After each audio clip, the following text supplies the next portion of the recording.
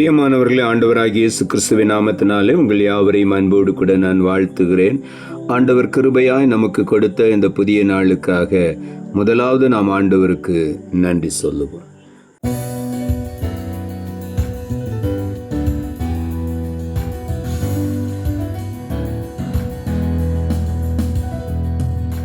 புது எண்ணெயால் புது பலத்தால் புதிய கிருபை புது கவியால் நிரப்பினிதம் நடத்துகின்றீர். நூதன சாலேமில் சேர்த்திடுவீர். நிரப்பினிதம் நடத்துகின்றீர்.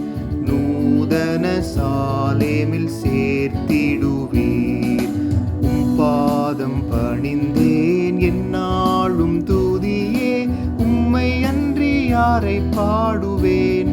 ஏசையா உந்தன் அன்பு உள்ளம் பொங்குதே. ஏசையா உந்தன் அன்பு உள்ளம் பொங்குதே. இந்த நாளுக்கென்று ஆண்டவர் கொடுக்கிற ஒரு வார்த்தை சங்கீதங்களின் புஸ்தகம் 92வது அதிகாரம் 10வது வசனம். சங்கீதம் 92:10. என் கொம்பை காண்டாமிருகத்தின் கொம்பை போல உயர்த்துவீர், புது எண்ணெயால் அபிஷேகம் பண்ணப்படுகிறேன். இந்த காலை வேளையிலே தாவீது எழுதுகிறார், என் கொம்பை காண்டாமிருகத்தின் கொம்பை போல உயர்த்துவீர் என்று. என்னை மேன்மைப்படுத்துவீர், என்னை உயர்ந்த அடைக்கலத்தில் வைப்பீர் என்று தாவீது சொல்லுகிறார். அதற்கு அவர் ஓமைப்படுத்துகிறது காண்டாமிருகத்தின் கொம்பை போல என்று சொல்லுகிறார். மிகவும் உயரமான பலமான ஒரு கொம்பை போல என்னை உயர்த்துவேன். அதே நேரத்தில் அவர் சொல்லுகிறார், ஒவ்வொரு நாளும் புது எண்ணெயினால் நான் அபிஷேகம் பண்ணப்படுகிறேன். இந்த காலை வேளையில நம்மையும் ஆண்டவர் புது எண்ணெயினால் அபிஷேகம் பண்ணுவார். நம்முடைய கொம்பை ஆண்டவர் உயர்த்துவார்.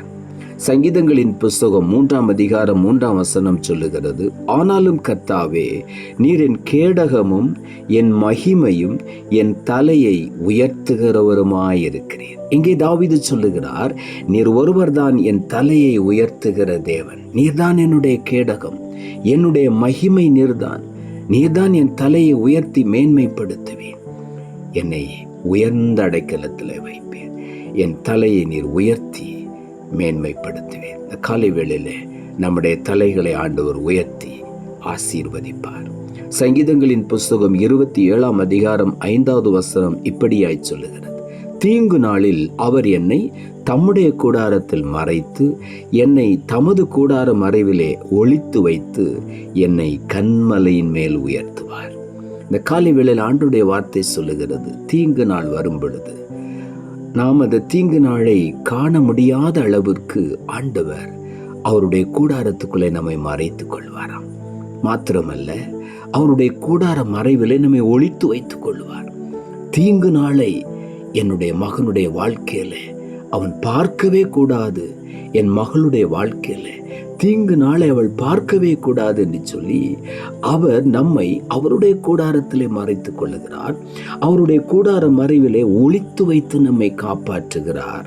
மாத்திரமல்ல, உயர்ந்த கன்மலையின் மேல் நம்மை உயர்த்தி மேன்மைப்படுத்துவார். தீங்கு நாளிலே நம்மை ஒளித்து மறைத்து வைத்து ஆண்டவருடைய ஏற்ற காலம் வரும் பொழுது, ஆண்டவர் குறித்த நேரம் வரும் பொழுது நம்மை கன்மலையின் மேல் உயர்த்தி ஆசீர்வதிப்பார்.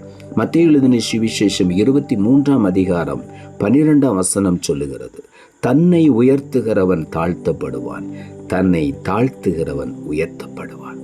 ஆண்டவர் நம்மை உயர்த்துவார், உண்மைதான். ஆனால் அதே நேரத்தில் தன்னை ஒரு மனிதன் உயர்த்துகிறான் என்று சொன்னால் அவன் நிச்சயமாகவே தாழ்த்தப்படுவான். அதே நேரத்தில் தன்னை தாழ்த்துகிற ஒரு மனிதனை கர்த்தர் கண்டுபிடித்து அவனை உயர்த்தி மேன்மைப்படுத்தி அழகு பார்க்கிற ஒரு தேவன். ஆகவே இந்த காலை வேளையில உள்ளத்தின் ஆழத்திலிருந்து ஆண்டவருக்கு நாம் நன்றி சொல்லுவோம். நம்மை தாழ்த்துவோம்.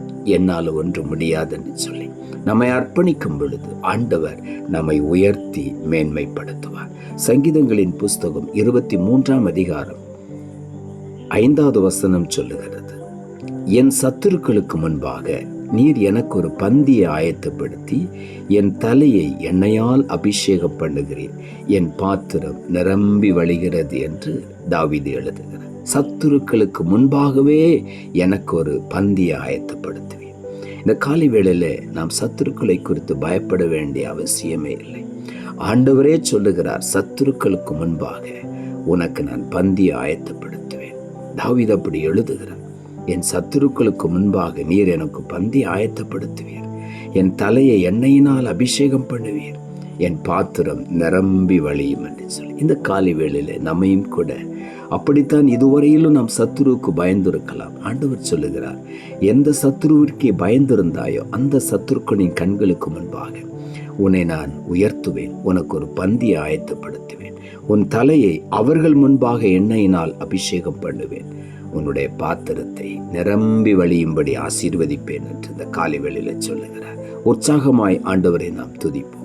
சங்கீதங்களின் புஸ்தகம் 28ஆம் அதிகாரம் 8வது வசனம் சொல்லுகிறது, கர்த்தர் அவர்களுடைய பலன், அவரே தாம் அபிஷேகம் பண்ணினவனுக்கு அரணான அடைக்கலமானவர். இந்த காலை வேளையிலே அவருடைய அபிஷேகத்தை பெற்றுக்கொண்ட நாம் ஒவ்வொருவரும் புது எண்ணெயினால் ஒவ்வொரு நாளும் நாம் அபிஷேகம் பெற்றுக்கொள்ளும் பொழுது, அந்த அபிஷேகத்தை நாம் புதுப்பிக்கும் பொழுது கர்த்தர் அவர்களுக்கு பலனாய் வெளிப்படுவார்.